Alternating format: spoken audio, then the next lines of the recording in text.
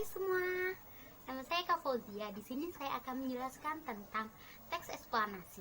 Apa sih teks eksplanasi itu? Teks eksplanasi adalah teks yang menjelaskan sebuah kejadian, fenomena tentang alam maupun sosial. Nah, ada juga ciri-cirinya. Ciri-cirinya itu ada 4 guys ya. Ada 4 ciri-ciri. Yang pertama, teks eksplanasi harus memuat informasi yang berupa fakta. Tidak boleh hoax ya guys. Yang kedua, teks eksplanasi harus mempunyai struktur yang sesuai dan berurutan.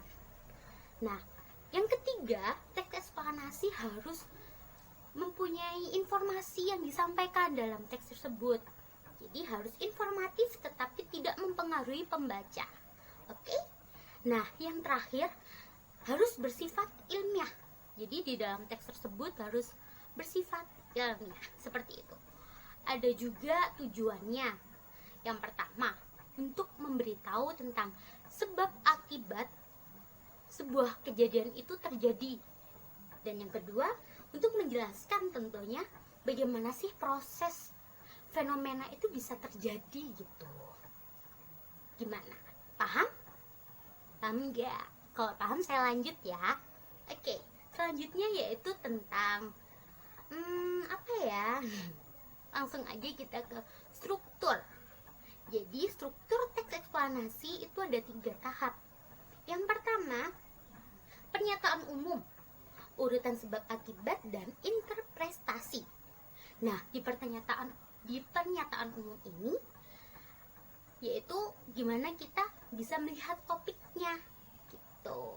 Apa sih topik dari teks eksplanasi itu? Misalnya banjir, kemiskinan, corona. Nah, itu bisa menjadi topik dalam teks eksplanasi. Yang kedua, yaitu tentang proses atau tentang sebab akibatnya. Kenapa topik itu bisa terjadi? Kenapa sih banjir bisa terjadi? Gimana sih sebabnya? Apa gitu kan, akibat dari banjir itu apa gitu. Atau misalnya pakai topik corona. Nah, gimana sih corona itu bisa terjadi di Indonesia, akibatnya apa kalau corona bisa menyerang tubuh kita, kayak gitu. Dan yang ketiga ada interpretasi, yaitu kesimpulan atau simpulan dari proses terjadinya suatu hal tersebut gitu. Nah, selain itu, yang harus diperhatikan dari teks eksplanasi adalah kaidah kebahasaannya. Di mana kaidah kebahasaannya itu ada 5. 5 ini harus ada ya. Jadi kita harus cermati baik-baik, oke? Yang pertama, teks eksplanasi hanya fokus pada pernyataan umum, hal-hal umum saja.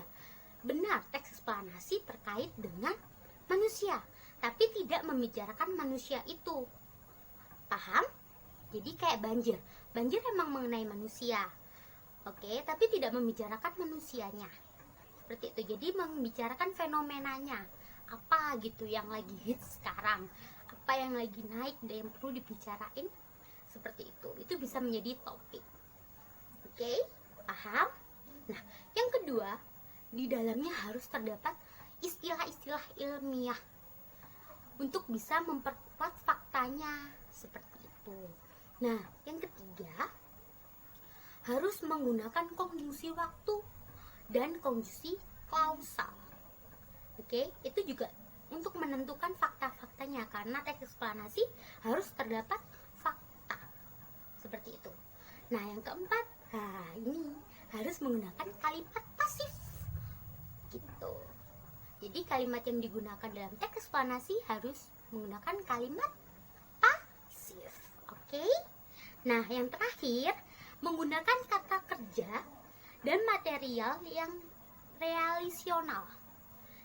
Ya, yang relasional gitu.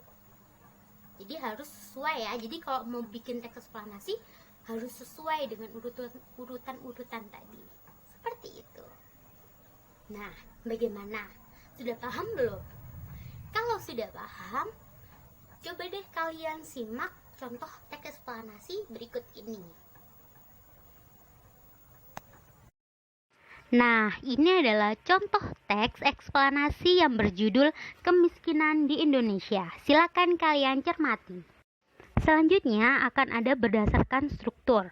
Nah, ungu yaitu pernyataan umum, hitam sebab akibat, dan hijau interpretasinya. Ada juga menurut kaidah kebahasaan yang sesuai ya dengan yang saya jelaskan tadi. Nah, gimana? Sudah paham kan?